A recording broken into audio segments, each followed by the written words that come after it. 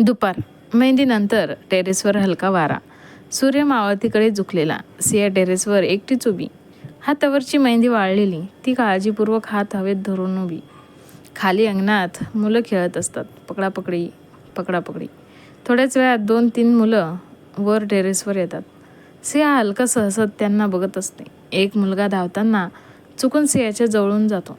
त्याचा पाय सियाच्या साडीवर पडतो. क्षणात साडीचे प्लेट्स सैल होते. सिया दचकते. अरे. मुलं लगेच खाली पळून जातात आणि टेरेसवर पुन्हा शांतता. सिया एकदम घाबरलेली. ती साडी सावरण्याचा प्रयत्न करते, पण दोन्ही हात मेहंदीने भरलेले. ती त्रासलेल्या आवाजात आता काय करू? ती इकडे तिकडे बघते. कोणीच नाही. थोडी पॅनिक होत, थोडी लाजत. तेवढ्यात पायऱ्यांचा आवाज येतो. अर्णव वर येतो. सिया तू इथे? तो थांबतो. तिचा चेहरा पाहून काय झालं? तू ठीक आहेस ना? सिया थोडी घाबरत नजर चुकत. हां मी ठीक आहे. अर्णव जवळ येतो. नाही काहीतरी झालंय, सांग ना. सिया थोडी हिचकिचत. तुम्ही जरा काकूंना बोलावता का? अर्णव भुयावून चावतो. काकूंना? पण का? मला सांगू शकतेस ना? सिया नाही म्हणजे ते मला. अर्णव अजून जवळ येतो. सिया रिलॅक्स. काय झालं ते सांग. क्षणभर सिया शांत होते. ती हलकंसं खाली बघते. अर्णव पण तिच्या नजरेनुसार खाली बघतो आणि त्याला सगळं कळतं. तो हलकंसं स्मित करतो. ओ हे कसं झालं? सिया एकदम लाजत. हसताय काय? सिच्युएशन बघा. अर्णव हलक्या आवाजात. ठीक आहे, पॅनिक नको हो. मी आहे ना. सिया थोडी नर्वस होत. पण तुम्ही कसं?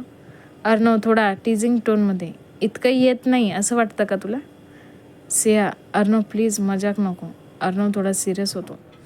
तो तिच्या जवळ येतो. ठीक आहे, मी मदत करतो, पण तू हलू नकोस. नाही अर्णव, तुम्ही काकूंना बोलवून द्या. अर्णव एकदम सियाच्या जवळ येतो. सिया एकदम स्टिल उभी राहते. तिचा श्वास थोड्या वेगाने चालतो. सिया अजूनही तशीच उभी. हात हवेत, मेहंदी वाळलेली. मनात घाबरटपणा, लाज आणि थोडी हेल्पलेस फिलिंग. अर्णव तिच्या समोर येतो. हलू नकोस, मी करतो. सियाचा श्वास थोडा अडखळतो. ती हळूच मान हलवते. अर्णव सावकाश तिच्या साडीच्या प्लेट्स हातात घेतो. पहिला स्पर्श. त्याची बोटं हलकंसं तिच्या कमरेजवळ येतात. क्षणभर सियाचं पूर्ण शरीर शिफ्ट होतं. तिच्या पोटात एक वेगळीच हलचल सुरू होते. जणू कोणीतरी आतून हलकंसं स्पर्श करून गेलं. ती नकळत श्वास आत ओढते. अर्णव खूप केअरफुल. तो साडी नीट करत असतो, पण त्याचे बोटं पुन्हा पुन्हा तिच्या कमरेला आणि पोटाला हलकंसं स्पर्श करत राहतात. सियाच्या अंगावर शहारे येतात. तिच्या हातात मेहंदी असल्यामुळे ती काहीच करू शकत नव्हती. फक्त डोळे घट्ट मिटून उभी. सियाचं मन, हे काय होतंय? इतकं जवळ, हे बरोबर आहे का? पण मला दूर जायची नाही आहे. तिचं हृदय जोरजोरात धडधडत होतं. अर्णव खाली बघत प्लेट्स सेट करत असतो, पण त्यालाही जाणवत असतं तिची धडधड, तिची अस्वस्थता. तो हलक्या आवाजात. रिलॅक्स, काही नाही, जस्ट 2 मिनिट्स. सिया हलक्या आवाजात. हां. पण तिचा आवाज थरथरत असतो. अर्णव अजून जवळ येतो. तो प्लेट्स नीट टक करताना त्याचा हात तिच्या पोटाला जास्त जवळून स्पर्श करतो. क्षणभर सिया एकदम हलकंच दचकते. तिचे डोळे उघडतात. ती थोडी मागं सरकण्याचा प्रयत्न करते, पण अर्णव लगेच थांबतो. सॉरी. लागलं का? सिया पटकन. नाही. पण तिचा आवाज, तिचा चेहरा सगळं सांगत असतं. ती पूर्ण लाल झालेली. क्षणभर दोघांची नजर भिडते. इतकी जवळ. सियाला त्याचा श्वास जाणवतो आणि तिला स्वतःचा श्वाससुद्धा कंट्रोल होत नाही. अर्णव हळू आवाजात. इतकी घाबरतेस का? सिया हलकंसं. घाबरत नाही, फक्त. अर्णव फक्त. सिया नजर चुकवत. तुम्ही खूप जवळ आहात. अर्णवच्या ओठांवर हलकंसं स्मित येतं. तो अजून थोडा जवळ येतो, पण यावेळी हळू, जाणीवपूर्वक. मग दूर जाऊ? सिया लगेच. नाही. हे शब्द तिच्या तोंडातून आपोआप निघतात. ती स्वतःच थोडी शॉक्ड होते. क्षणभर पूर्ण शांतता पसरते. फक्त वाऱ्याचा आवाज आणि दोघांचे धडधडणारे हृदय. अर्णव पुन्हा कामाकडे लक्ष देतो. तो शेवटचे प्लेट्स नीट सेट करतो. हळूच साडी ॲडजस्ट करून तो एक पाऊल मागे येतो. झालं आता, परफेक्ट. सिया अजूनही तशीच उभी. तिच्या मनात अजूनही तो स्पर्श फिरत असतो.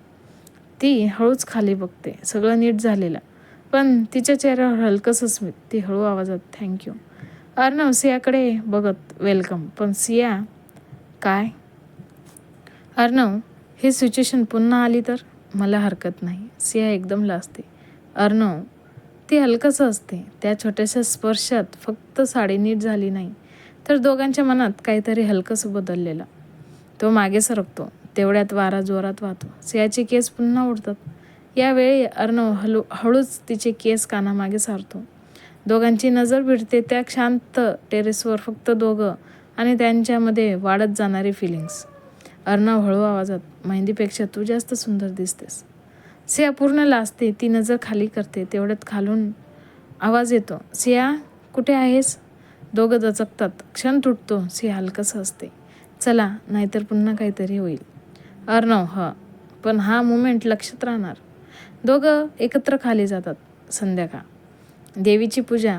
आकाश हलकंसं केशरी झालेलं. गावात सगळीकडे दिवे लावलेले. मंद वारा, ढोल ताशांचा हलका आवाज.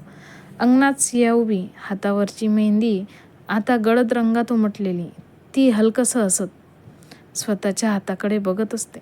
तेवढ्यात अर्णव तिच्या मागून येतो. हळू आवाजात, रंग खूप गडद आलाय. सिया वळते. म्हणतात ना, ज्याचं नाव असतं त्याच्यावर प्रेम जास्त असतं. अर्णव हलकंसं असतो, मग कन्फर्म झालं? सिया थोडी कन्फ्यूज होत. काय?